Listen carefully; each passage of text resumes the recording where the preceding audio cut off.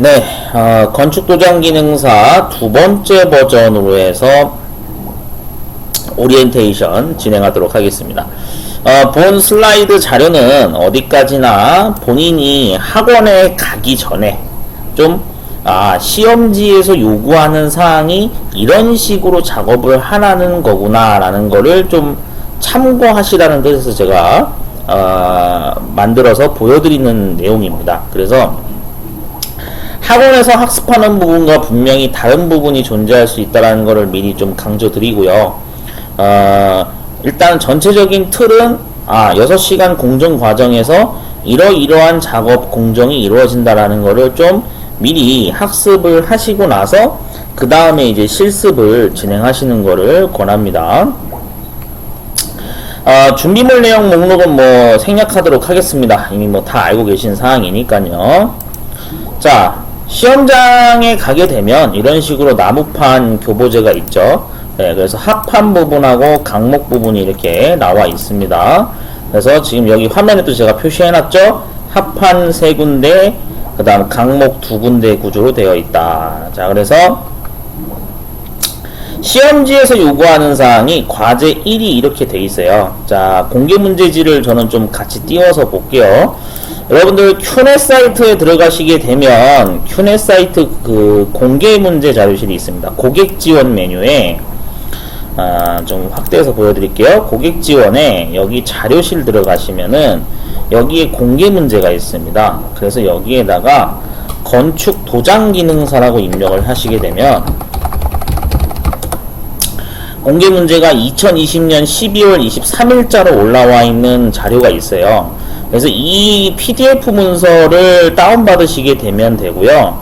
실제 현재 22년도 7월달 기준, 녹화하고 있는 7월달 기준으로 해서 아직까지 여기 이 PDF 문제랑 똑같은 내용으로 시험장에 가시게 되면 시험지를 똑같이 지급을 해줍니다. 1인당 하나씩 문제지를 똑같이 이 공개 문제 자료랑 동일한 내용으로 지급을 해주니까 이 공개 문제를 다운받아서 좀 종이로 출력을 하시던지 아니면 PDF 문서로 열어서 확인해 보시면 될 겁니다. 저는 미리 다운받아 놓은 게 있기 때문에 여기다가 파일을 열어서 확인할게요. 자, 건축도장 기능사. 자, 그래서 폴더 안에 건축도장 기능사 제가 공개 문제를 저는 다운받아 놨어요. 22년도 버전. 자, 뭐 20년도 거 그 올라온 자료로부터 아직까지 바뀐 게 없기 때문에 이걸로 충분히 연습을 할 수가 있습니다. 여러분들도 이렇게 화면에 문제지 하나 띄워놓고 보시면 될 것 같아요. 자, 시험 시간은 일단 뭐 아시다시피 여기도 적혀 있는데 6시간짜리 시험입니다. 그래서 시험 시간이 모자라서 뭐 못했어요 이런 경우는 거의 없고요. 중간에 실수해서 내가 탈락해서 실격당하는 경우가 대부분이기 때문에 좀 참고하시면 되겠습니다. 자, 여기에 보시면은 이제 과제 1번이 있죠. 합판이라고 여기 적혀 있어요. 합판. 그 다음 과제 2번은 강목이라고 적혀 있죠. 자, 그래서 지금 화면에 제가 보여드린 대로 과제 1번이 바로 이 두 군데입니다. 근데 합판이라고 했는데 그럼 여기 오른쪽 여기는 아니냐? 여기는 이제 과제 1번에서 정확히는 일부만 작업을 하고 일부는 작업을 하지 않습니다. 왜 그런지는 이제 뒤에 가서 설명드릴게요. 그래서 과제 1번은 정확히는 이 두 군데라고만 일단 알고 계시면 돼요. 자, 그 다음에 과제 2번이 바로 강목이죠. 강목. T자 강목입니다. 자, 시험지에도 적혀 있죠? 여기 이렇게 적혀 있어요. 그러니까 여러분들 공부하실 때 항상 건축도장 기능사는 어떻게 한다? 시험지를 보면서 한다. 그러니까 내가 암기할 게 없어요. 암기할 거는 나중에 딱 하나, 저 치수 암기하실 게 하나 있는데 그거 말고는 뭐 암기할 게 없어요. 시험지 보면서 하는 거예요. 6시간 시험 진행 시간 동안 내가 암기할 거는 딱 하나밖에 없습니다. 그러니까 너무 그렇게 부담 갖지 마세요. 자, 그 다음 과제 3번이 글자 도안입니다. 글자 도안. 자, 여기 시험지를 내려보면은 밑에 있어요. 자, 여기 과제 3이라고 적혀 있죠? 그래서 뭡니까? 문자 도안하는 겁니다. 문자 도안. 예, 문자 도안이에요. 그래서 이거는 6개의 글자가 있어요. 서울, 인천, 그 다음에 울산, 광주, 충남, 강원인데, 실제 시험장에서는 6개 중에 하나를 이제 무작위로 감독관이 선정을 해줍니다.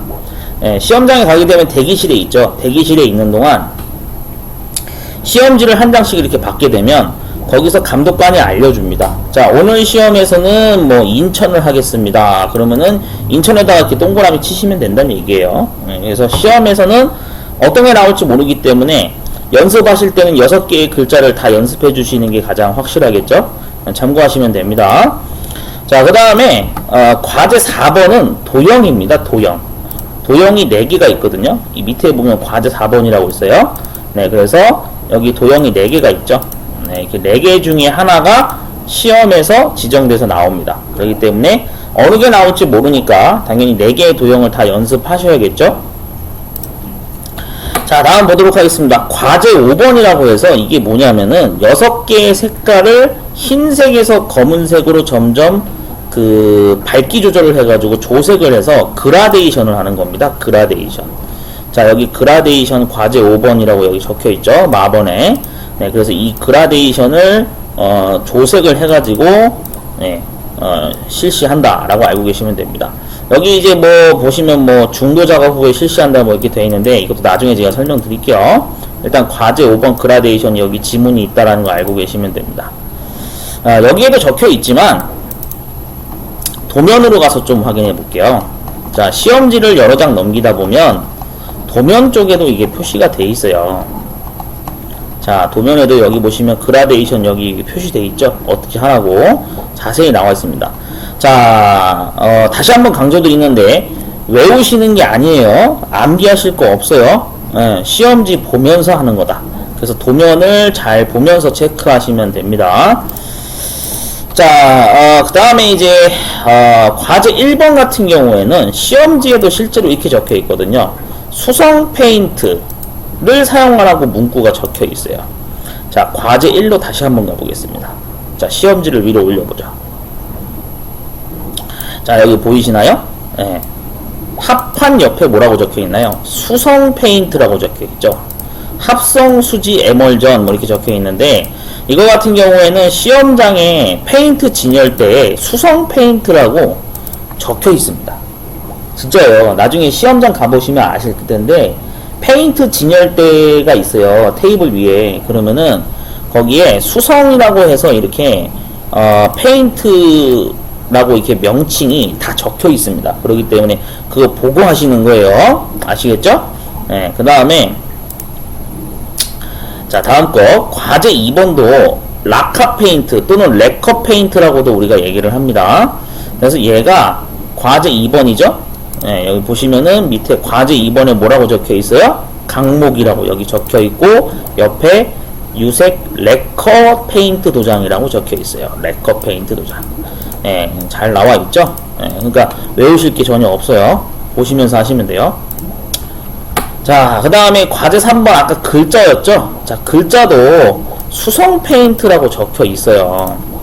자, 과제 3번 가서 볼게요. 여기 적혀 있죠? 수성 페인트. 지정색, 조색, 도장. 그러니까 수성 페인트를 사용한다라는 것을 일단은 시험지를 보고 판단하시면 된다 이겁니다. 이해되셨죠? 자, 과제 4번 에나멜 페인트라고 적혀 있어요. 자, 밑으로 내려가서 볼게요. 네, 여기 에나멜 페인트라고 적혀 있죠. 에나멜 페인트는 검은색만 사용하도록 되어 있습니다. 네, 시험장에 이렇게 진열이 되어 있어요. 네, 알고 계시면 되겠습니다. 자, 그렇게 해서 과제 5번도 수성 페인트라고 적혀 있어요. 자, 여기 보이시나요? 수성 페인트라고 적혀 있죠. 그러니까 지금까지 제가 설명드린 거 외우시는 거 아니에요. 시험지에 다 적혀 있는 거 얘기한 거예요. 자, 그 다음에 그래서 이게 진열대가 각각 있습니다. 에나멜 페인트라고 적혀 있는 통이 있고, 레커 페인트도 레커 페인트 뭐라고 적혀 있고, 수성 페인트도 수성 페인트 또는 뭐 무슨 색 잉크 이렇게 다 적혀 있습니다. 그러니까 좀 진열되어 있는 걸 잘 읽어보시고 하시면 돼요. 농도 맞추는 법은 제가 나중에 다시 설명드리겠습니다. 자, 과제 1번 그러면은 뭐 아까 설명드렸으니까 넘어가고, 자, 과제 2번도 넘어갈게요. 자, 과제 3번도 넘어가도록 하겠습니다. 자, 과제 4번도 넘어갈게요. 설명 다 드린 겁니다. 5번도 그라데이션이라고 설명드렸죠. 자, 시험장에 가게 되면 이런 식으로, 지금 화면에 이게 샘플인데 개별적으로 이런 작은 그 종이 페이퍼에 과제 1번, 2번, 3번을 감독관이 미리 조색해 놓은 이 그날 과제 지시사항 이 색깔 컬러표를 줍니다. 그러면 내가 이걸 1인당 하나씩 지급을 해주고요. 심지어 시험장에 가게 되면 벽면에 그 칠판이나 화이트보드에도 내가 지급받은 페이퍼와 같은 색의 그날 작업을 해야 되는 조색표가 이렇게 적혀 있어요. 이게 붙여 있습니다. 붙어 있다는 얘기거든요. 그래서 이거를 보면서 하셔도 돼요.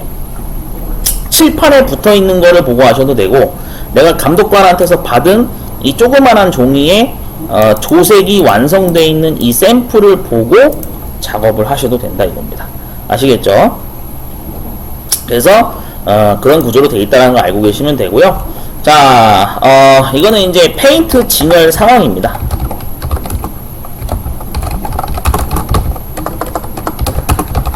자, 페인트 진열대에 있는 것들인데요. 일단 좀 하나씩 확인할게요. 자, 수성 페인트는 아까 과제 1번하고 과제 3번 항목이라 그랬죠.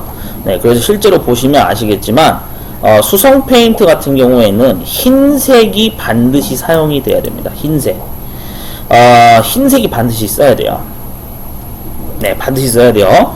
자, 그 다음에 얘는 이제 나머지 검정색, 빨간색, 파란색, 노란색은 선택입니다. 왜냐? 얘는 페인트가 아니에요. 얘는 페인트 아니에요. 잉크예요, 잉크. 잉크 착색제라고 부르는 것들이기 때문에 얘네들은 내가 적절하게 흰색을 무조건 포함한 나머지 두 가지 색상을 골라서 섞어서 지급된 이 조색 그 샘플과 일치해야 됩니다. 비슷하거나 일치해야 돼요. 알고 계시면 되고요. 그 다음에 이제 라카 페인트 같은 경우에는 전부 다 페인트입니다. 전부 다 페인트. 그래서 여기서는 내가 6개의 그 실제 페인트 통이 있는데 적절하게 2개 내지 3개를 골라서 조색을 하셔야 돼요. 네, 뒤에 가서 더 자세히 설명드릴 겁니다. 자, 그러면은 이렇게 조색표가 이렇게 있어요. 화면에 지금 보고 계시는 이게 바로 조색 색상표인데, 뭐 왼쪽에 있는 거는 사실 이거는 많이 보셨을 거예요. 그래서 우리가 빨간색과 파란색을 섞으면 뭐 보라색이 나온다.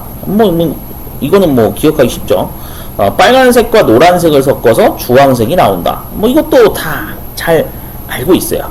네, 그 다음에 뭐 파란색과 노란색을 섞어서 녹색이 나온다. 뭐 당연한 얘기죠.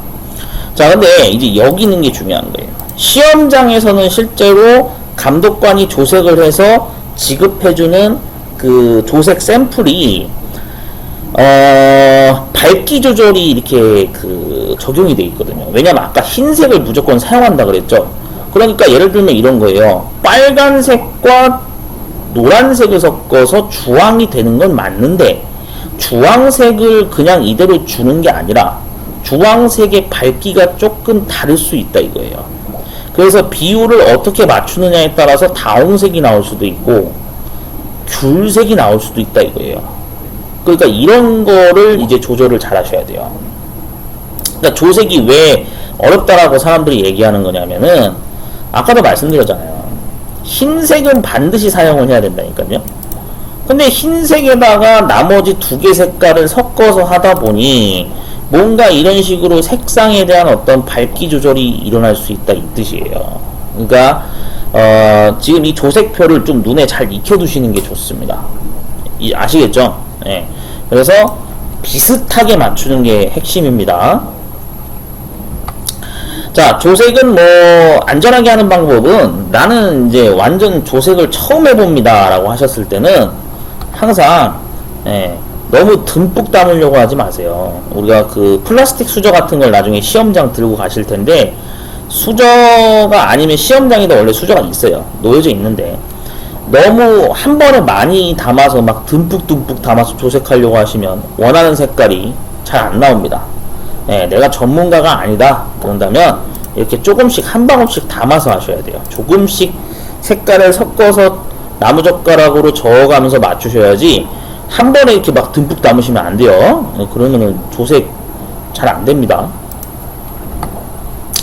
자, 일단은 뭐 앞부분은 뭐 가볍게 제가 설명드린 거고, 시험장에서 이렇게 페인트가 진열되어 있다는 거 설명드렸고요.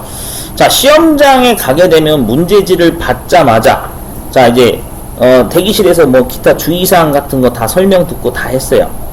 이거 뭐 글자는 오늘은 뭐 무슨 글자 할 거다, 뭐 도형은 무슨 도형 할 거다 다 설명 들었어요. 자, 그러면 시험지를 받자마자 가장 먼저 당연히 해야 되는 거 뭘 해야 됩니까? 그렇죠. 순서를 이렇게 메모를 해 두셔야 돼요. 물론 이제 시험 시작하고 나서 하셔도 되는 게 맞는데, 만약에 대기실에서 좀 여유 시간이 있으시면 대기실에서 적으셔도 되고요. 자, 그래서 이렇게 순서대로 적습니다. 그 다음에 이 지금 잘 보세요. 순서가 이렇게 돼 있어요. 맞죠? 그냥 옆에다가 그냥 옮겨 적은 거예요. 글자를. 오른쪽이나 왼쪽 여백이 있어요. 시험지 여백 자체가 보시면 아시겠지만 여기 시험지도 이렇게 돼 있거든요. 과제 1번하고 과제 2번 표를 보시면 여기 여백이 되게 많아요. 마우스 커서 제가 지금 움직이고 있는 구간 있죠. 예, 그래서 왼쪽에 적으시던지 오른쪽에 적으셔가지고 여백에다가 이런 식으로 순서대로 이렇게 옮겨 적습니다. 그 다음에 어떻게 하냐면, 자, 여기 보이시나요? 빈 공간 여기, 빈 공간 4곳에다가 선긋기라고 이렇게 적어 놓으셔야 돼요. 선긋기. 옆에 한자는 그냥 무시하세요. 한글만 보시면 됩니다. 자, 이렇게 해서 옆에다가 테이프 붙이기까지 기왕이면 적어 놓으시는 게 좋아요. 위쪽 과제 1번하고 2번하고 같이 똑같이 적으시면 됩니다. 자, 시험장에 가게 되면 감독관한테 연마지를 3장을 지급받거든요. 120번 연마지를 지급받고요. 220번 연마지를 지급받고요. 320번 연마지를 지급받아요. 이 3장을 꼭 번호를 체크하셔야 돼. 번호 체크 안 하셔가지고 나중에 시험 시작하고 나서 이거 체크해보니까 연마지가 하나가 번호가 안 맞네. 감독관한테 손들어서 이거 연마지 좀 교체해 주실 수 있나요? 그러면은 또 깐깐한 감독관은 교체를 안 해줘요. 왜냐면은 아니 시험 시작 전에 연마지 체크하라 그랬는데 왜 체크 제대로 안 했어요? 안 돼요.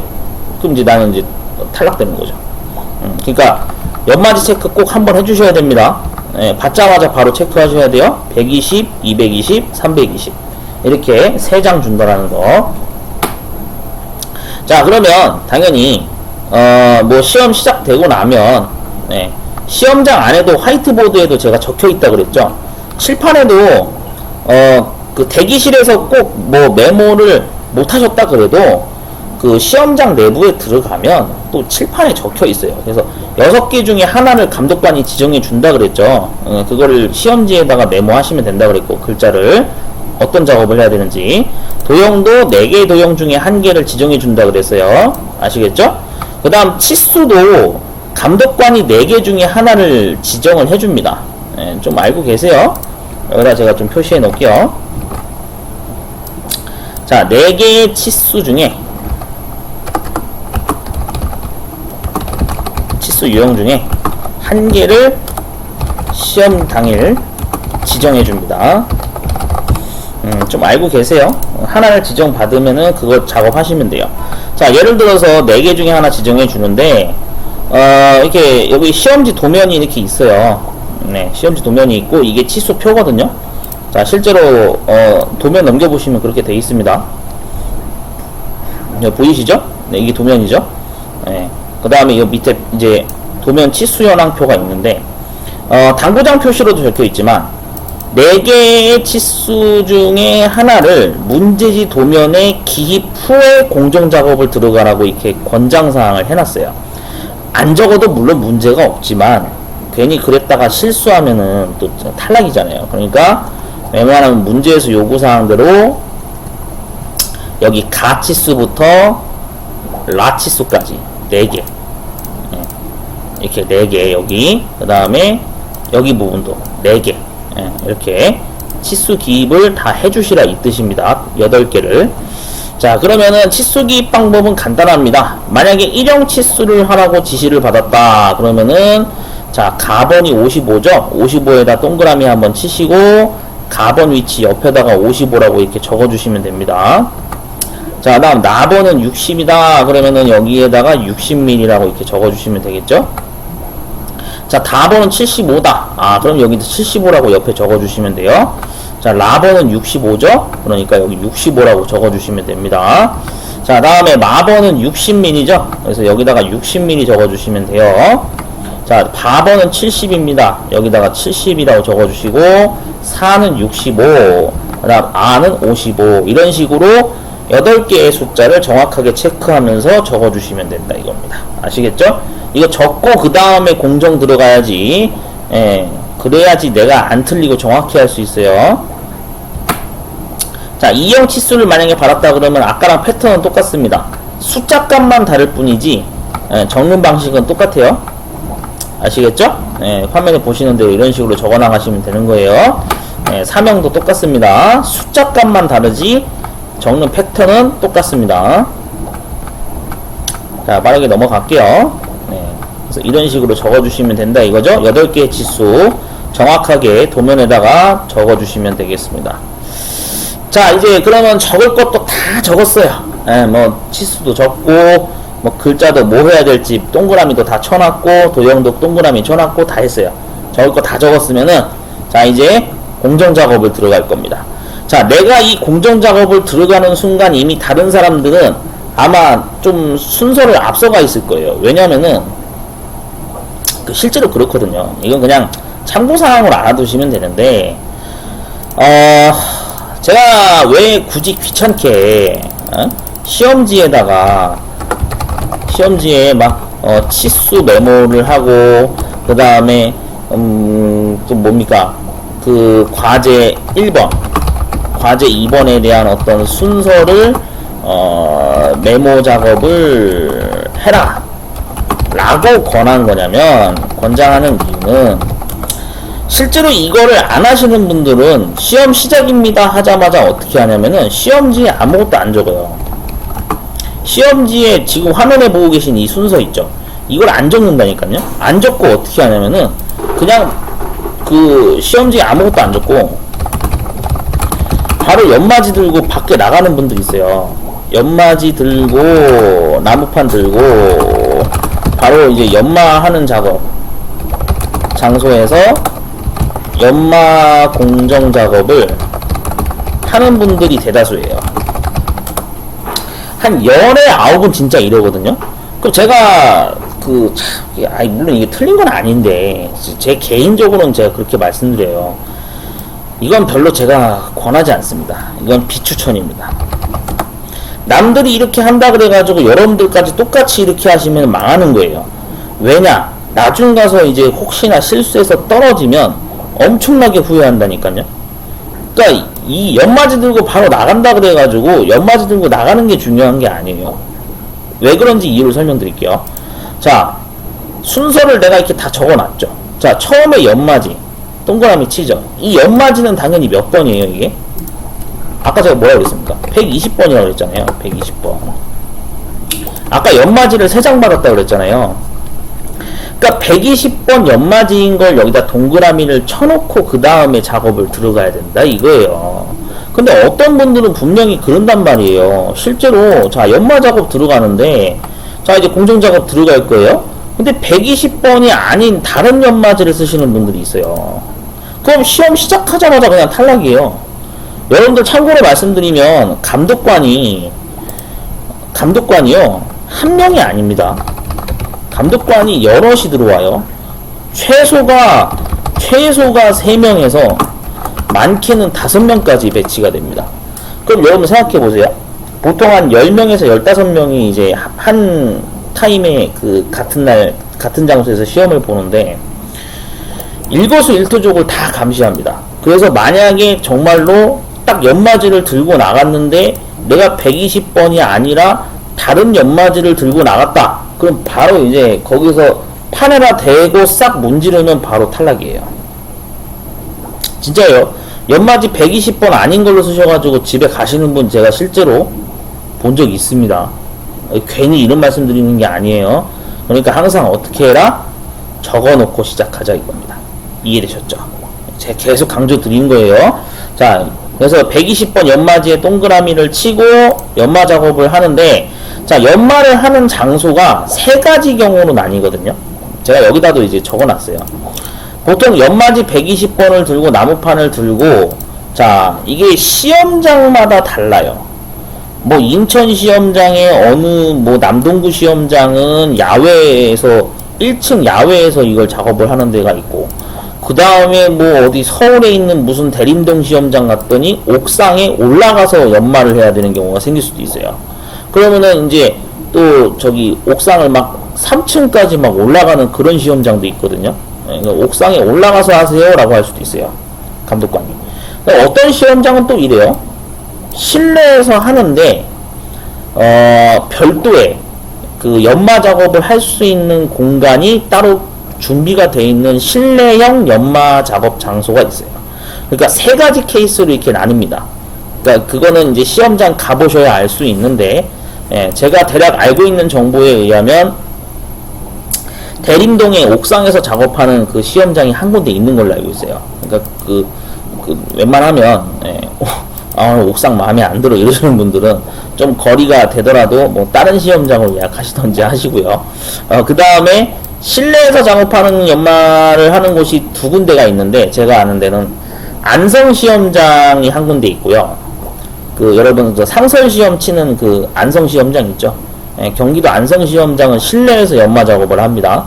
그 다음에 인천 남동구에 있는 어떤 사설 학원인데 거기에서도 연마를 실내에서 해요. 밖에서 하지 않고. 왜 나머지 학원들은 제가 안 가봐서 모르겠어요. 하여튼 그렇게 세 가지 케이스로 나뉜다라는 거 꼭 알고 계시기 바랍니다. 자, 그래서 연마 작업을 이제 해야 되는데 어떻게 연마 작업해야 돼요? 그런 거 물어보지 마세요. 전부 다 문지르셔야 돼요. 전부 다. 연마는 어디 연마해야 되나요? 전부 다 해야 돼요. 전부 다. 전부 다 문지르셔야 됩니다. 근데 이게 이제 조금 팁을 설명드리면, 연마 120번은 사실 제가 이제 좀 그런 얘기 하거든요. 보통 자, 굳이 설명드리면 연마지는 우리가 그냥 말 그대로 이미 그 나무판이 어느 정도 가공이 되어 있는 상태로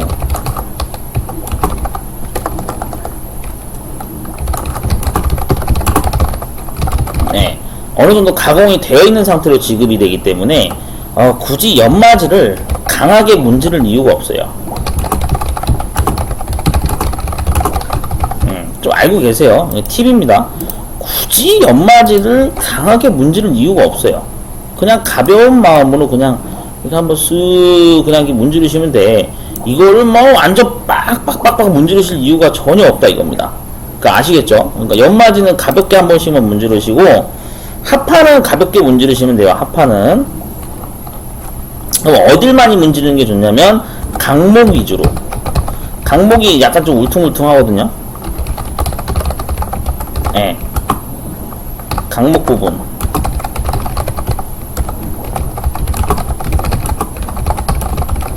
강목 부분을 좀 신경 써서 연마를 해주시면 됩니다.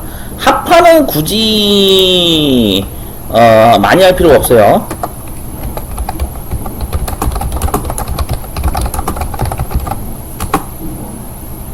아시겠죠? 이런 사실이 있다라는 거를 좀 알고 계시면 좋을 것 같아요. 자, 그렇게 해서 연마 작업을 전부 다 이렇게 강목 부분단까지 정확히 다 해야 됩니다. 참고로 말씀드리면 연마지는 절대 버리면 안 돼요. 연마지는, 사용한 연마지는 나중에 감독관한테 내야 되기 때문에 그게 채점 대상에 포함이 되거든요. 그러니까 연마지 절대 다 썼다고 해서 버리시면 안 돼요. 잘 가지고 계셔야 됩니다. 자, 그러면 이제 다음 공정 과정 들어가야죠. 선긋기라고 여기에 미리 메모해 놓은 거 있죠. 동그라미 치세요. 자, 그래서 선긋기 들어갑니다. 도면에도 나와 있어요. 그래서 가치수하고 마치수를 정확하게 길이에 맞춰서 자로 선긋기를 하시면 됩니다. 선을 그어야 되는 위치는 어디까지? 강목 밑단까지 정확히 하셔야 된다. 항상 제가 강조 드리는데 선긋기는 어디까지? 강목 밑단까지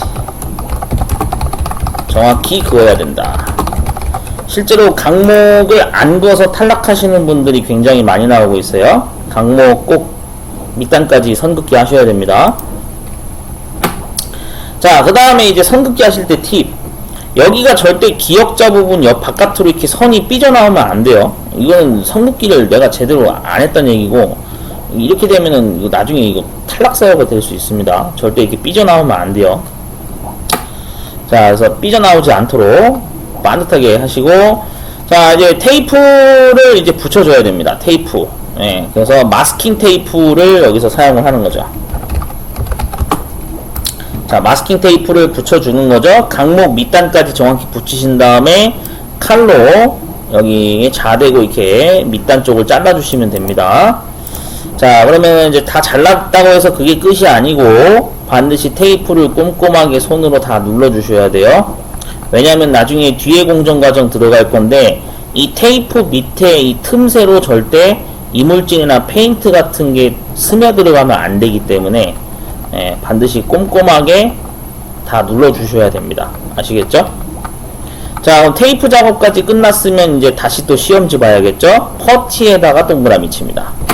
자, 그러면은 퍼티 작업을 들어갈 건데 핸디코트가 이제 저 시험장에 준비가 되어 있어요. 그래서 여러분들 그 시험장에 준비해서 가져가는 그 플라스틱 주걱 있죠? 플라스틱 주걱으로 쟁반에다가 핸디코트를 담아서 물을 적절하게 섞으시면 됩니다. 뭐 물을 섞지 말라고 하는 경우가 간혹 있다고 하더라고요. 뭐 그때는 근데 물을 섞으시면 안 돼요. 근데 대부분은 물을 섞어서 합니다. 자, 이렇게 해서 여기다가 퍼티를 이렇게 쟁반에다 담아서 주걱으로 어떻게 합니까? 이제 전부 다 문지르셔야 됩니다. 전부 다. 어디 하나 빼놓지 말고 전부 다 문지르세요. 이제 그 전부 다 문지르는데 이게 이제 여기 테이프가 이미 여기 가리고 있잖아요. 그러니까 테이프 위에도 퍼티가 묻어도 상관이 없습니다. 그냥 전부 다 칠한다고 생각하시고 다 문지르세요. 자, 이제 근데 한 가지 또 주의사항을 좀 설명드리면 이게 퍼티 작업을 할 때 너무 그 시간을 많이 쓰시는 분들이 좀 있어요.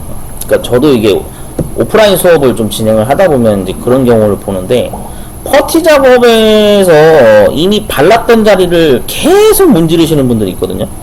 이 퍼티 한도 끝도 없습니다. 문지르는 거 적당히 문지르세요.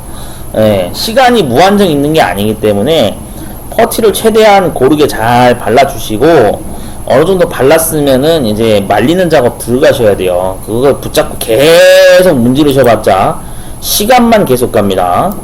아시겠죠?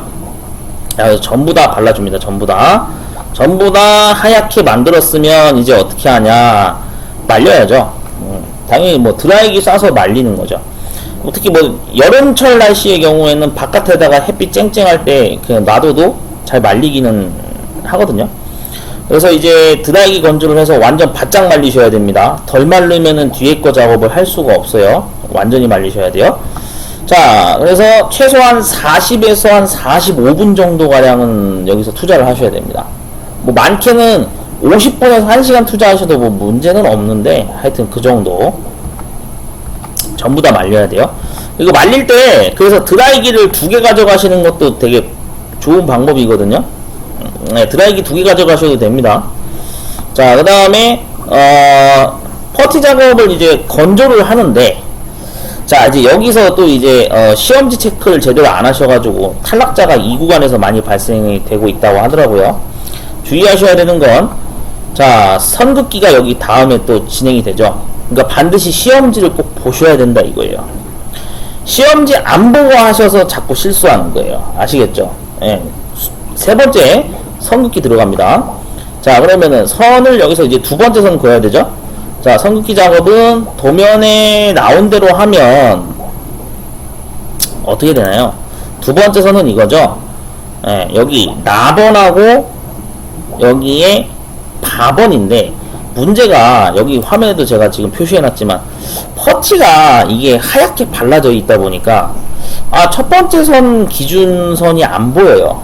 그러면 내가 두 번째 선을 그을 수가 없잖아요. 그러니까 어떻게 하시냐면, 안전하게 작업하려면 앞에 선긋기 했던 그 길이에다가, 원래는 나번하고 바번 치수 길이가 맞는데 앞에 작업했던 가번이랑 마번을 더하는 겁니다.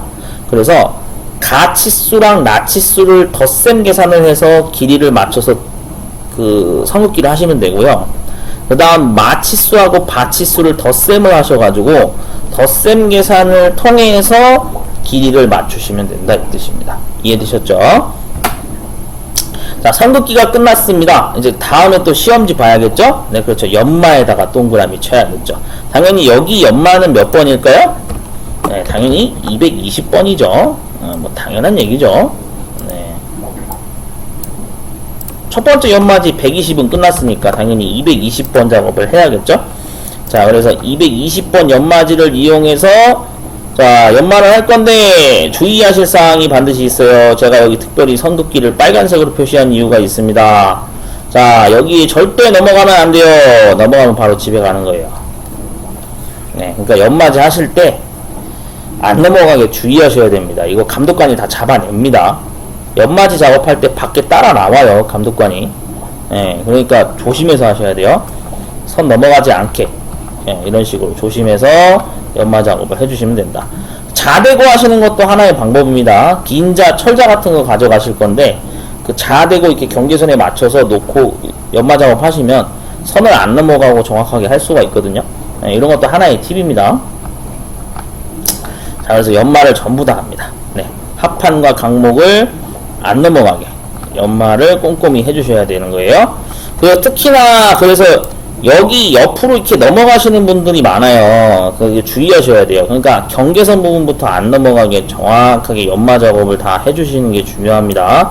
아시겠죠? 여기 절대 이 부분 넘어가면 안 돼요. 네. 꼼꼼하게 잘 해주시면 되겠습니다. 자, 그러면은 이제 연마 작업이 다 끝났어요. 자, 다시 또 시험지 봐야겠죠? 선긋기 동그라미 쳐야겠죠?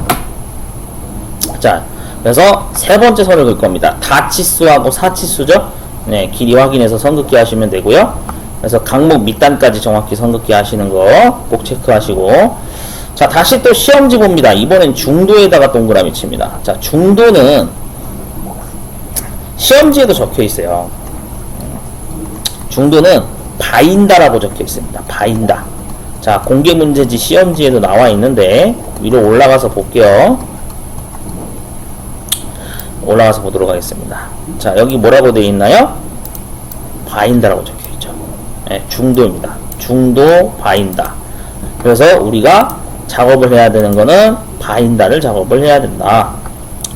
자, 근데 이제 조금 설명을 드릴게요. 바인다 같은 경우에는 이제 이게 두 가지 성질을 가진 바인다가 있는데 이것도 이제 시험장마다 다르거든요.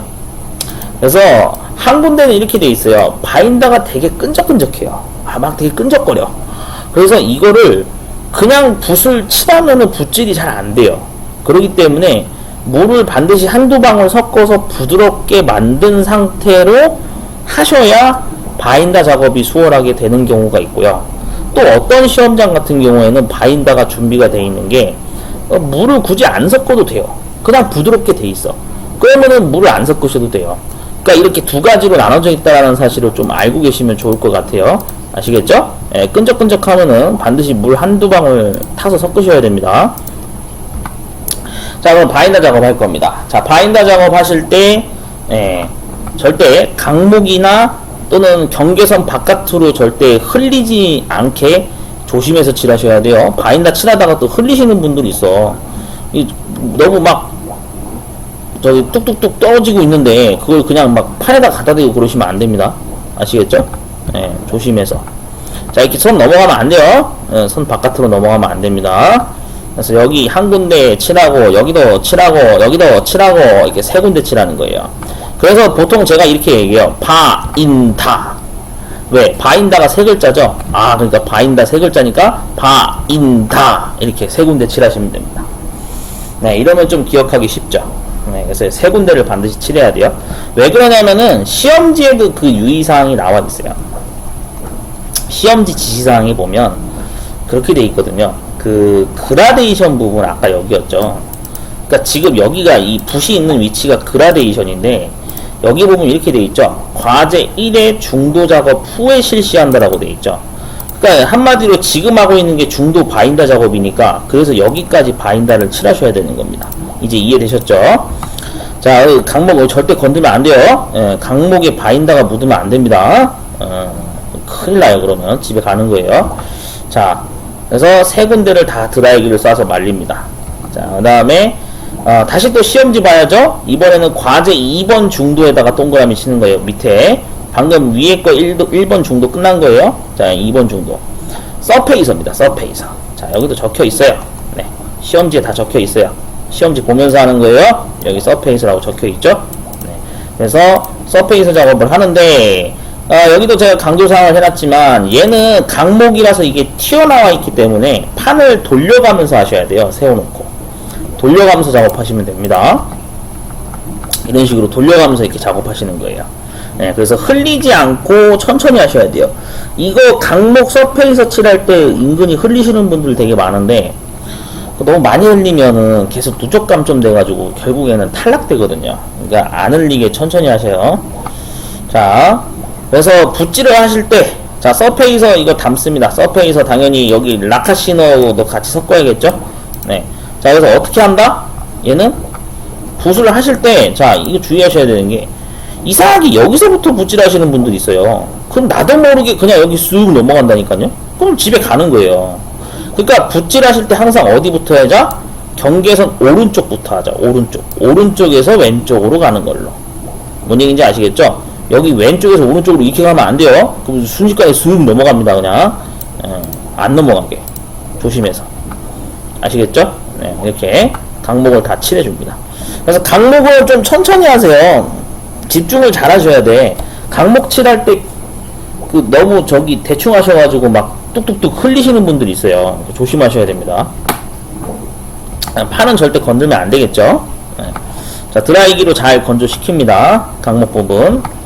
자, 그러면은 이제 전부 다 칠했으니까 다음에는 이제 중도 작업이 끝났으니까 이제 선긋기 해야겠죠? 자, 선긋기 들어갑니다. 네 번째 선을 긋을 건데 라치수하고 아치수에 맞춰서 선긋기를 하시면 돼요. 여기까지 선긋기를 4개를 무사히 성공을 하게 되면 대략 한 2시간에서 한 2시간 반 정도가 흐르는 건데 일단 잘하고 계신 겁니다. 시간 모자라지 않고 충분히 잘 소화를 하신 거예요. 자, 이제 다음 작업을 이제 해야 되죠. 네. 선긋기까지 다 끝났으니까. 자, 이제 뭐 할 겁니까? 상도 1차를 할 겁니다. 자, 상도 1차. 과제 1번 거 상도 1차를 나는 먼저 하겠다. 뭐, 그러셔도 상관없고요. 사실 이거는 선택사항이에요. 여기까지 내가 이미 완성한 단계면은 보통 제가 이제 그런 얘기 하거든요. 여기서부터는 선택이에요. 응시자분께서 나는 과제 1번 먼저 상도 1차를 할래. 상관없어요. 근데 어떤 분들은 그래요. 강목이 좀 어려우니까 강목 과제 2번 거 상도 1차를 나는 먼저 해야지. 문제 없어요. 어떤 걸 먼저 하시건 상관없어요. 근데 그래도 편의상 우리가 보기 쉬운 게 과제 1번 거 하는 게 먼저 편하잖아요. 맞잖아요. 그러니까 과제 1번 거 상도를 1차를 먼저 하는 걸로 하겠습니다. 그래서 여기다 동그라미 치시면 돼요. 자, 그러면은 조색 작업을 이제 들어가야 됩니다. 자, 수성 페인트 진열대에 가면은 이렇게 있죠? 흰색이 있고 그 다음 나머지 잉크 빨간색, 파란색, 노란색, 검정색이 있죠. 얘네들은 전부 다 잉크예요. 이 4개는 맞죠? 4가지 잉크예요. 흰색은 수성 페인트가 맞아요. 그러니까 여기서 어떻게 한다? 흰색은 반드시 필수다. 필수. 여기다가 내가 적절하게 2개의 색깔을 골라서 조색 작업을 해서 시험장에서 지시된 색상과 비슷하게 맞춰야 된다는 게 핵심입니다. 그래서 시간은 한 10분에서 좀 넉넉하게 잡고 한 15분 정도 잡고 조색을 하시는 게 좋아요. 이렇게 쓴다고 해서 모자라지 않습니다. 시간 충분해요. 자, 그래서 조색 작업을 하면 자, 여기다 이제 조색 작업 완료된 걸로 이제 붓질 들어가야 되죠. 네, 상도 1이라고 제가 2군데 적어놨죠. 상도니까 상도 이렇게 되는 거예요. 아시겠죠? 상도. 예, 이렇게 되는 겁니다. 상도. 그러니까 여기 칠하면 어떻게 된다? 집에 가는 거예요, 그냥. 명심하세요. 은근히 이게 실수 많이 하시더라고요, 여기도. 자, 그래서 다 칠한 후에 드라이기로 쏴서 한 번씩 말려줍니다. 자, 그 다음, 과제 2번의 상도 1차에다 동그라미 칩니다. 자, 그렇게 해서 또 조색을 들어가야 되는 거죠. 자, 여기서 조색. 과제 2번은 레커 페인트죠. 예, 레커 페인트인 거 확인하시고, 6개의 색깔 중에 적절하게 2가지 또는 3가지 색상을 조합해서 만들어야 돼요. 그러니까 이게 시험 때마다 이제 감독관마다 다른데, 어떤 시험장에서는 감독관이 2개 색깔을 섞어서 만드는 조색이 나올 수도 있고요. 아니면 색상이 3가지를 섞어서 만드는 색 조합이 나올 수도 있어요. 이거는 시험 때마다 다릅니다. 그렇기 때문에 본인이 적절하게 2개 내지 3개 색상을 조합해서 만든다라는 것만 일단 알고 계시면 돼요. 그리고 이제 락카 페인트의 경우에는 반드시 시나를 사용을 해야 되는데 너무 한 번에 듬뿍 들이부으시면 안 됩니다. 조금씩 사용하셔야 돼요. 시너를 넣는 그 이유를 아셔야 돼요. 일단 시너를 사용하는 이유는 붓질이 잘 되게 하기 위해서.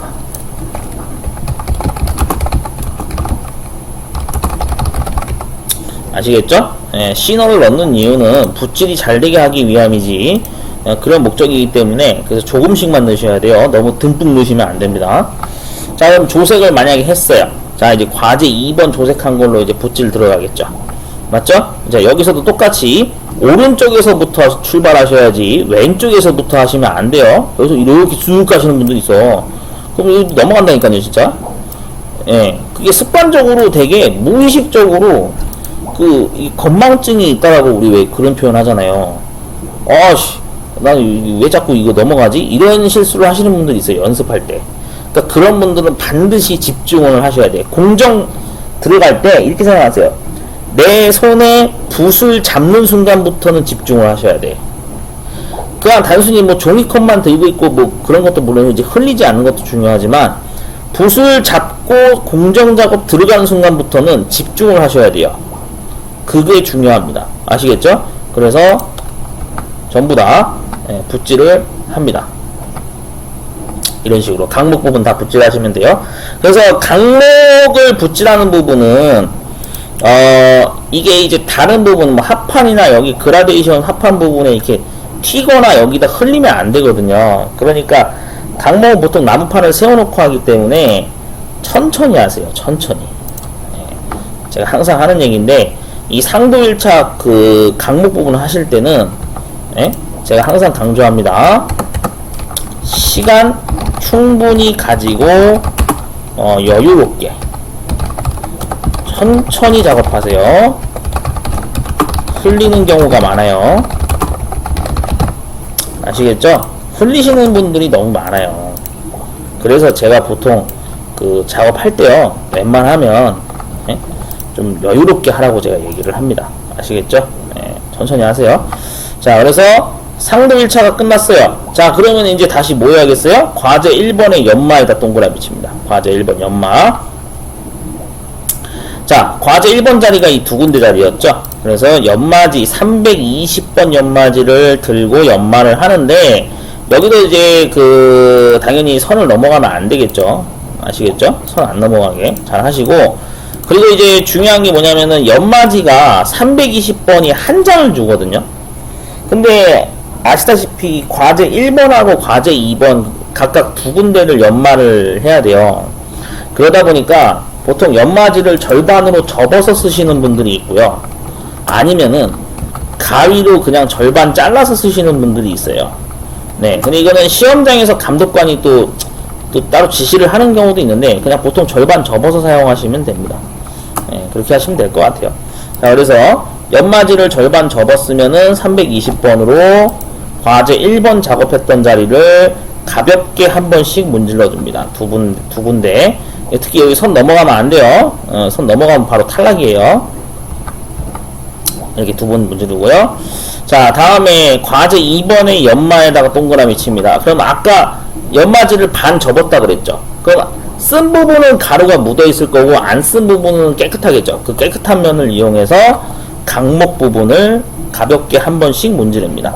여기서 이제 물론 이제 이것도 팁인데, 사실 연말을 힘줘서 문질러도 상관이 없기는 없어요. 근데 왜 그러냐면, 연말을 했다라는 게 원래 티가 나야 좀 유리하거든요.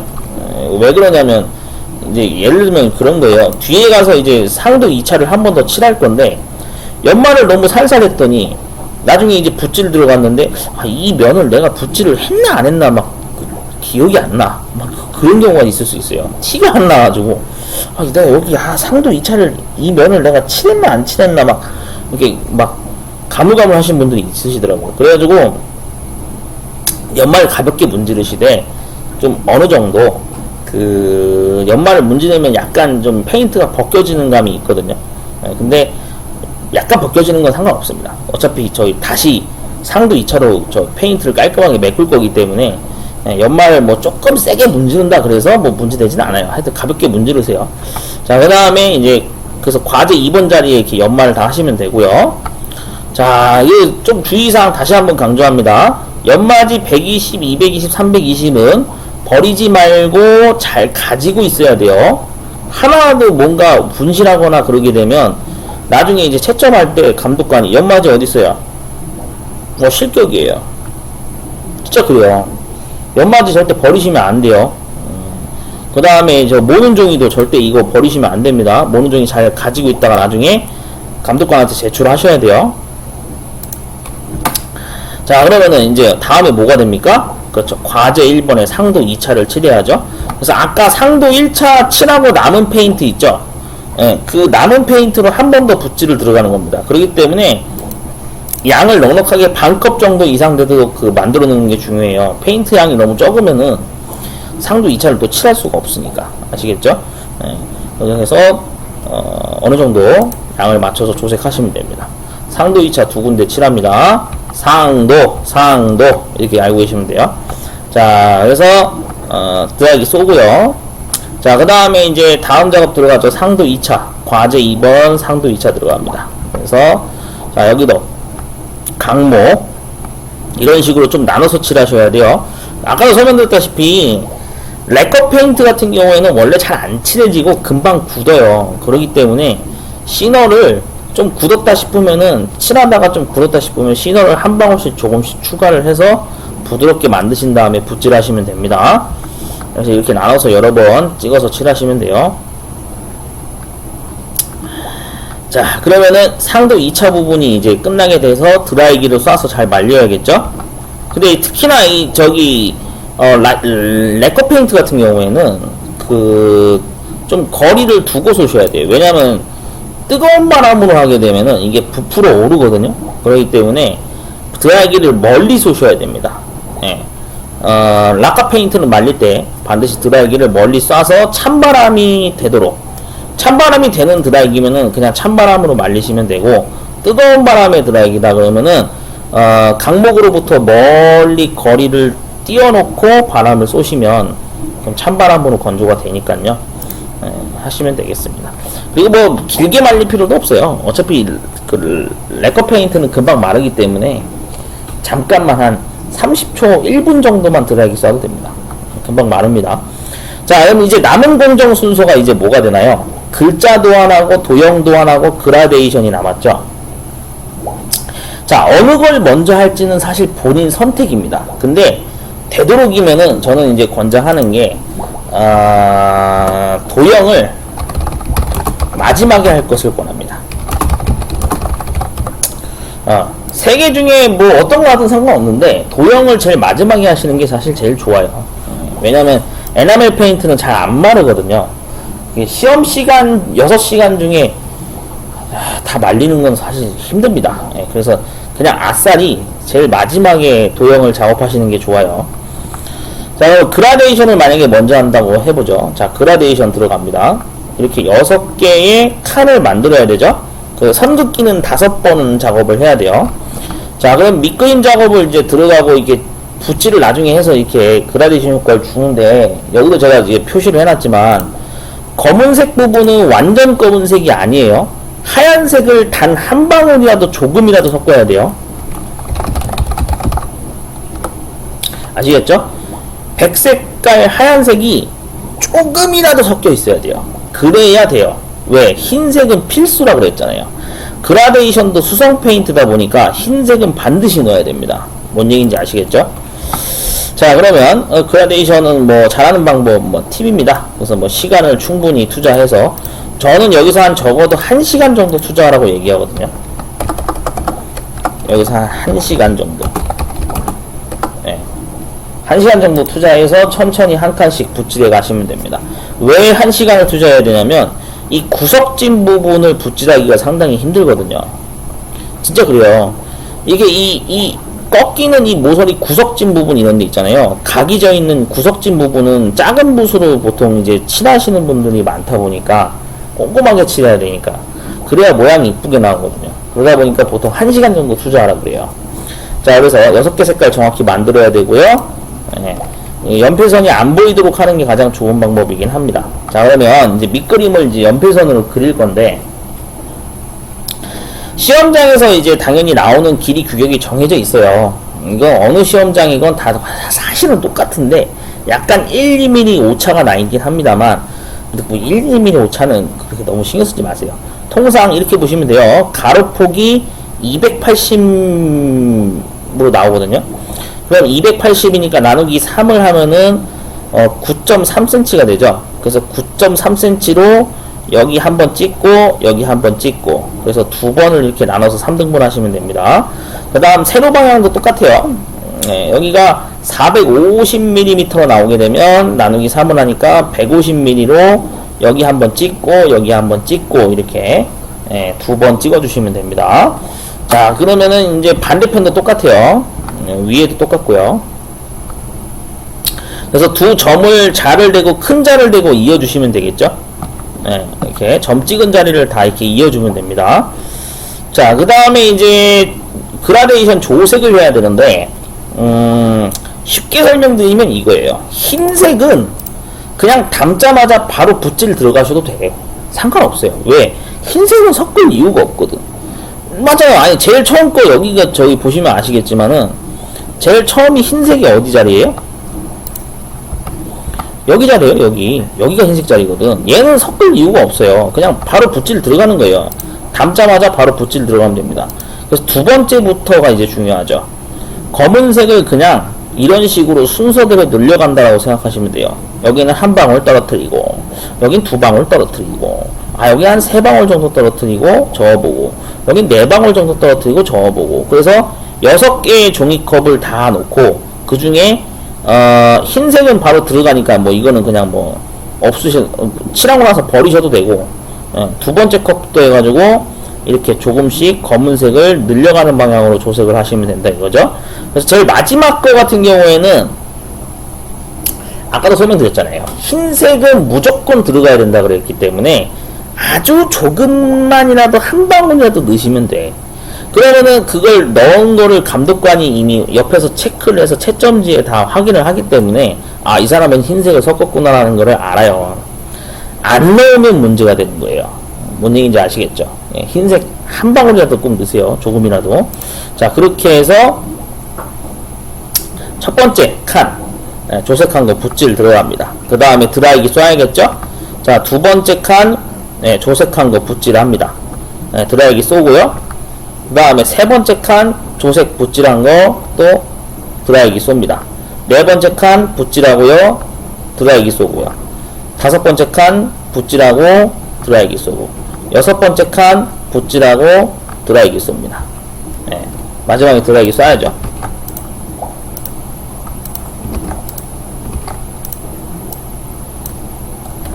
아시겠죠?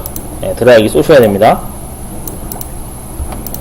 자, 그래서 이 방식이 제일 원래 편해요. 근데 어떤 분들은 사실 그래요. 어떤 분들은 이렇게 하거든요. 제가 좀 설명드리면 뭐 이것도 선택사항인데 사실 이러시는 분들도 있다고 하더라고요. 꼭 권장은 아닙니다만 이런 방법도 있다는 얘기를 설명드릴게요. 어떤 분들은 그래요. 여기 먼저 칠하고 흰색 부분 그 다음에 여기 하나 건너뛰어서 여기 부분 칠하고 그 다음에 또 하나 건너뛰어서 여기 부분 칠하고 그러니까 1번, 3번, 5번 이렇게 칠하시는 분들이 있어요. 그 다음에 홀수 번째 다 칠했으면 짝수 번째 그 다음 칠하는 거죠. 2번, 4번, 6번.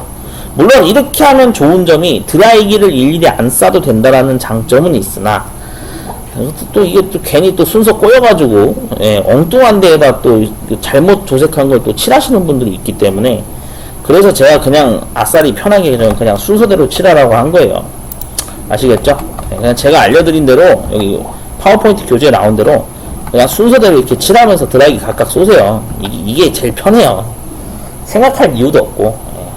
자, 그래서 다 말렸으면 이제 그라데이션은 완성이 된 거죠. 자, 이제 그라데이션 완성됐으니까 그 다음에 이제 뭐 하면 됩니까? 글자 도안을 해도 되고 아니면 도형 도안을 해도 되는데 아까도 말씀드렸다시피 도형 도안은 제일 마지막에 하는 게 좋다 그랬으니까 글자 도안 하는 걸로 넘어갈게요. 자, 모는 종이에는 이렇게 시험장에서 하나씩 지급을 해줍니다. 그러면은 거기 뭐 모퉁이 귀퉁이에다가 뭐 이게 감독관이 뭐 사인 같은 거 해주는데 뭐 그건 그냥 무시하세요. 자, 중요한 거는 모는 종이를 어떻게 해야 된다? 여기 왼쪽 끝단에서 50mm 안으로 들어가야 되고 강목에서 50mm 밑으로 내려가야 돼요. 이거는 실제로 시험지 도면에 봐도 나와 있어요. 똑같이 여기 보이시죠? 50mm 50mm 이렇게 들어가야 된다 이 뜻입니다. 자, 그래서 그 모는 종이에 이렇게 글자 도안을 하시는데 중요한 건 글자 도안 하시고 나서 뒷면으로 뒤집으셔가지고 이렇게 거꾸로 되게 한 다음에 여기도 연필이나 이런 걸로 샤프 같은 걸로 한 번 더 밑그림을 그리시는 게 좋아요. 볼펜이 아니라 샤프죠. 볼펜이나 샤프로 여기를 밑그림 테두리를 한 번 더 그리세요. 왜냐면 그래야지 나중에 판에다가 옮기셨을 때 이게 선명하게 자국이 남거든요. 자, 그래서 이런 식으로 배치를 하시면 됩니다. 근데 이제 두 가지 방법이 있는데 설명드리기 전에 먼저 테이프를 먼저 붙여야 되는 게 중요해요. 이런 식으로 테이프를 붙이시면 되는데 근데 이게 이제 테이프를 붙이기 전에 사실 좀 먼저 언급을 할게요. 여기 제가 적어놨어요. 보통은 이것도 시험장마다 하시는 분들 스타일이 다른데 어떤 분들은 이렇게 해요. 트레이싱지 모는 종이를 접어서 고정시키는 분들도 있고요. 아니면은 그냥 50mm 50mm 맞춰서 그냥 필요 없는 부분은 칼로 잘라서 이렇게 그냥 하시는 분들이 있거든요. 그러니까 이거는 본인 선택입니다. 뭐 접어서 하시건 잘라서 하시건 어쨌든 간격 50mm만 정확히 맞추면 된다는 거 알고 계시면 돼요. 그래서 여기서는 마스킹 테이프를 사용을 할 수가 있어요. 여기 구간에서는 테이프를 사용할 수 있으니까 움직이면 안 되니까 이렇게 고정시킬 목적으로 테이프를 쓸 수 있습니다. 테이프도 너무 꽉 붙이지 마세요. 왜냐면 그냥 나중에 어차피 작업 끝나면 뗄 건데 테이프를 너무 꽉 붙이셔가지고 오히려 상도 1차 페인트 작업한 부분이 벗겨지는 분들이 있더라고요. 그런 일이 생기면 안 되니까 살짝만 붙이세요. 살짝만. 안 움직일 정도로만 고정하는 거니까. 자, 그래서 이제 테이프까지 다 고정했으면 이제 볼펜으로 약간 좀 힘을 주면서 누르면서 이렇게 글자 테두리 부분을 그리시면은 나중에 이제 그 모는 종이를 이렇게 떼잖아요. 그러면은 그 합판 바닥에 글자가 투가 돼서 찍혀 나온 거를 볼 수가 있습니다. 자, 그러면 이제 글자 도안 다 했으면 이제 어떻게 합니까? 드디어 이제 조색을 해야 되죠. 왜? 글자에다가 색깔 조색해서 붓질 들어가야 되잖아요. 밑그림 다 그렸으니까. 자, 그래서 여기도 수성 페인트예요. 이 과제 1이 아니죠. 몇 번인가요? 갑자기 기억이 안 나네. 자, 글자 부분은 뭐라고 했나요? 과제 3이죠, 3. 과제 3인데 못해놨네. 자, 과제 3번 거 수성 페인트 조색 작업을 진행을 하면 됩니다. 그래서 얘도 똑같아요. 흰색은 무조건 들어가고요. 그 다음에 이제 잉크 4개 중에 이제 2가지를 내가 이제 선택을 해서 총 3가지의 컬러로 조색 작업을 하면 된다는 얘기입니다. 자, 조색이 완성이 되면 이제 붓질을 들어가야 되죠. 그래서 붓질 들어가실 때 작은 붓을 이용해서 이런 식으로 작업을 하시는데 작은 붓 붓질 하실 때 여기도 제가 적어 놨습니다만 적어도 얘도 한 40분? 40분 50분 투자하셔야 됩니다. 왜냐면은 글자도 천천히 꼼꼼하게 하셔야 돼요. 이거 그냥 막 대충 했다가는 막 지저분하게 보여가지고 좀 못한 것처럼 보이는 경우가 생길 수 있거든요. 그럼 또 점수가 많이 깎여요. 이게 건축도장 기능사가 실수를 안 하면은 그냥 무조건 합격이겠지, 그게 아니에요. 간혹 드물기는 한데 꾸준히 그런 분들이 나오는 것 같더라고요. 60점이 안 돼서 막 58점, 57점 이렇게 떨어지시는 분들이 있어요. 왜 그러냐면은 너무 지저분하게 해서 그래요. 그러니까 웬만하면 꼼꼼하게 한다고 생각하시고 시간 충분히 활용하세요. 시간을 써야 될 때는 반드시 써야 됩니다. 글자 부분은 안 그래도 이게 구석진 데가 많기 때문에 작은 붓을 이용해서 좀 천천히 하셔야 돼요. 천천히. 예. 그래서 잘 칠해주시고, 글자 도안 방법은 뭐 이미 시험지 도면에도 나와 있는데 그 가로폭이 135mm가 돼야 되고요, 세로 높이가 100이 돼야 돼요. 여기도 저 도면 보면 그렇게 나와 있어요. 여기 보이시죠? 135에 100이라고 적혀 있죠. 예. 그래서 그렇게 배치가 돼야 됩니다. 그래서 5mm 이상 오차하면 탈락이고요. 외곽으로 꽉 채워서 하는 게 중요하죠. 글자 도안은 이거를 치수를 암기해 가시면 됩니다. 여기 밑에 5개 보이죠? 30mm 4개에다가 가운데 15mm, 그 다음에 35mm 위 아래쪽에다가 가운데 30mm. 예, 이거는 조금 암기를 해 가시는 게 좋아요. 그래서 어떻게 한다? 글자의 폭은 10mm 정도로 해주시면 됩니다. 자, 그러면 당연히 강원이라는 글자는 이런 식으로 채울 수가 있겠죠. 도형자라고 하는 게 있습니다. 도형자를 보시면은 여기에 30번 동그라미하고 10번 동그라미 여기 지름 치수가 적혀 있어요. 그래서 그 지름의 그 길이에 맞춰서 30번과 10번 동그라미를 이용해서 이응이라는 글자를 완성할 수 있습니다. 그 다음에 이 위쪽은 이렇게 살짝 이어서 그냥 그려주시면 돼요. 그래서 중요한 거는 뭐냐면은 여 밑단이 닿아야 돼요. 여 끝단도 닿아야 되고, 예, 이응 같은 경우에는 여기는 양쪽은 튀어나갈 수가 있어요. 근데 밑단은 반드시 닿아야 돼요. 그걸 꼭 알고 계셔야 돼요. 그 다음에 여기 원자의 이응도 위에 단이 정확히 닿아야 됩니다. 안 닿으면 문제가 생겨요, 나중에. 자, 그래서 이런 식으로 원 완성하고, 그 다음에 충남이라는 글자도 자 이런 식으로 해서 네, 꼭 뭐 4mm 높이를 반드시 지키실 필요는 없습니다. 그냥 이 정도면 적당하다라는 얘기지 뭐 완전히 뭐 길이를 막 똑같이 하려고 하실 필요는 없어요. 예. 안에서 일어나는 길이의 차이는 크게 문제가 없습니다. 이렇게 충남이 돼서 완성되겠죠. 그리고 이제 간혹 뭐 이런 거 질문하시는 분도 있어요. 사실 아니 충남을 이렇게 두이자 방식으로 하지 말고 그냥 얘를 이렇게 가운데 한 다음에 여기 이어 붙이는 거 되냐 이렇게 물어보시는 분도 있거든요. 이렇게 물어보시는 분도 있어요. 틀린 거 아니에요. 이거 감점 없어요. 네, 이렇게 하셔도 돼. 전혀 문제되지 않습니다. 네. 그러니까 이렇게 하시건 이렇게 하시건 본인 마음대로, 본인 마음대로. 요 위에 단만 정확히 닿으면 돼요. 대신에 이해되셨죠? 네, 그런 식으로 하면 된다는 얘기입니다. 자, 광주도 똑같아요. 네, 광주도 아까 강자랑 똑같은데 강자에다가 오자가 붙은 거죠. 여기도 이렇게 이어 붙이면 되고요. 주도 아까 저기 치읓이랑 비슷하게 하시면 됩니다. 이런 식으로. 근데 여기서 이제 얘가 이걸 이렇게 길게 빼시는 분도 있어요. 틀린 게 아니에요. 이건 감점 없어요. 여기까지만 그셔도 돼. 왜 그러냐면 시험지에도 그렇게 나와 있거든요. 이거 지금 시험지랑 거의 똑같이 한 거예요. 맞잖아요. 주가 이거 짧잖아요. 그러니까 길게 빼시건 짧게 하시건 상관없습니다. 자, 그 다음에 울산도 똑같아요. 울산은 왼쪽하고 위쪽이 정확히 닿아야 돼요. 이 두 군데가. 어느 한 곳이라도 닿지가 않으면은 나중에 문제가 생겨요. 자, 그래서 울자 이런 식으로 들어가겠죠. 그 다음에 시옷 이렇게 그으시면 되고, 네, 이런 식으로 들어갈 수 있겠죠. 근데 이게 간혹 이제 이렇게 하시는 분들은 2.5mm 찍기 귀찮아요 그러시면 이렇게 하셔도 돼. 이게 잘못된 게 아니에요. 정상이에요. 이렇게 하셔도 돼요. 널찍널찍하게 그냥 우자랑 니을을 좀 난 넓게 써야지 상관없어요.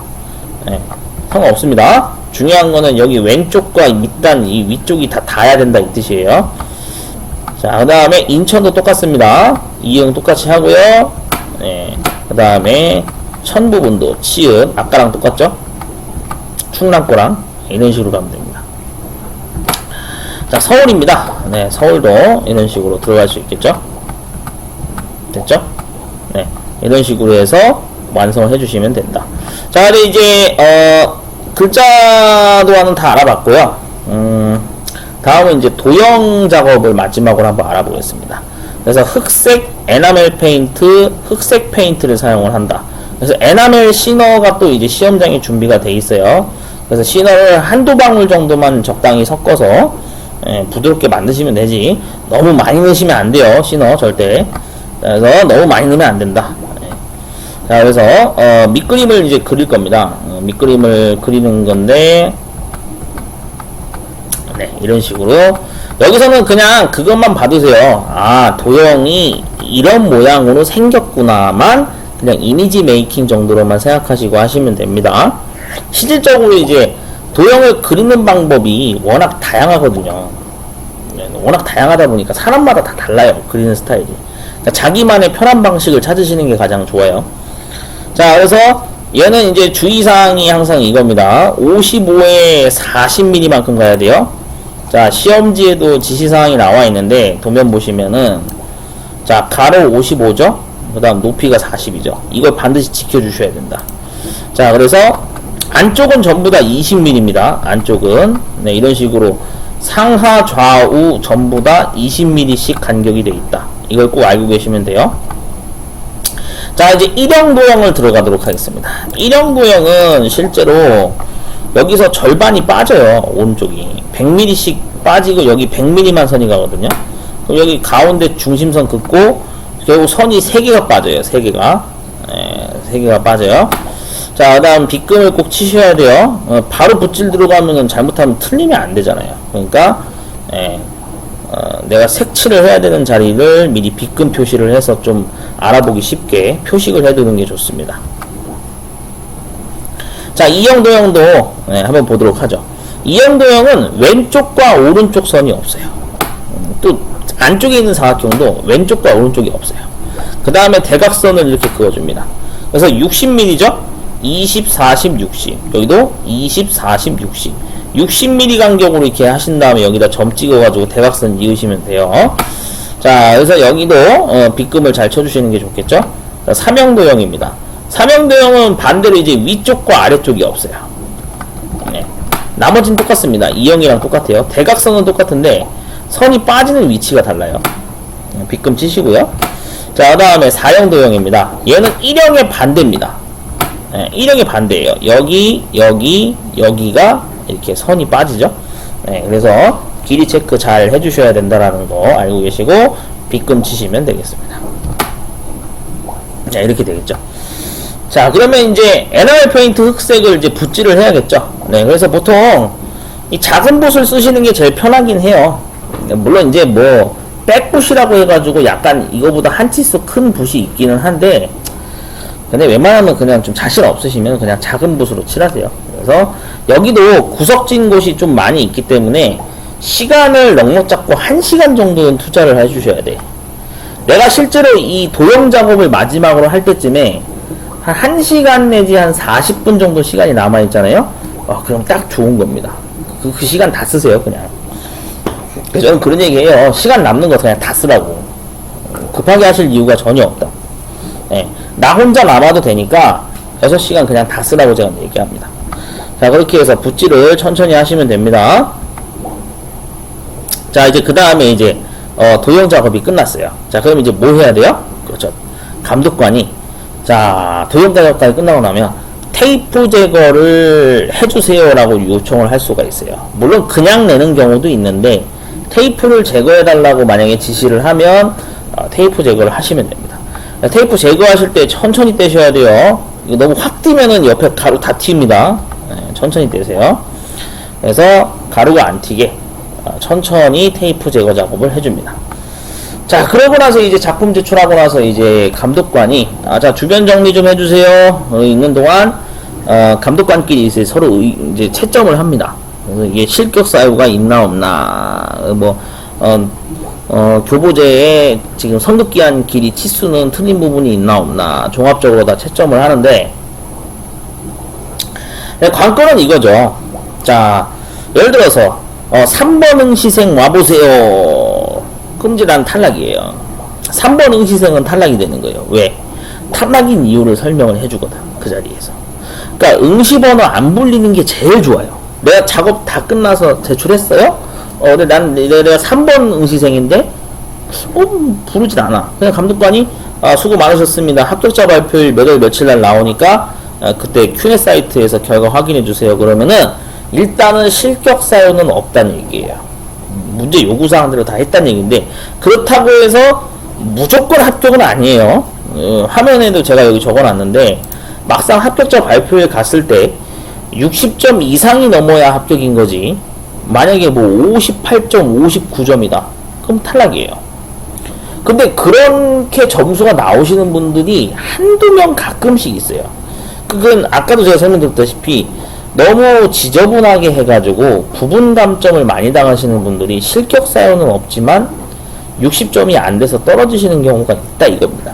그러니까 가장 좋은 거는 웬만하면 깔끔하게 하시는 방향으로 연습을 많이 하시는 게 좋습니다. 이해되셨죠? 네, 그렇게 해서 건축도장 기능사 전체 과정을 그냥 약식으로 파워포인트 교재로 한번 제가 오리엔테이션 설명드리는 영상을 다시 한번 2차 버전으로 녹화를 했습니다. 참고로 저는 인천에서 지금 현재 교육을 하고 있습니다. 학원 위치는 인천이니까요. 그래서 만약에 오프라인 수업 문의를 하실 분들은 여기로 연락을 주시면 됩니다. 카카오톡이나 휴대폰 연락처로 연락 주시면 되고요. 뭐 댓글이나 뭐 메시지 같은 걸로 궁금하신 사항이 있으면은 그 메시지 남겨주셔도 제가 최대한 답변 해드리도록 하겠습니다. 자, 이렇게 해서 건축도장 기능사 지금까지 2차 버전 내용을 한번 분석을 해봤습니다.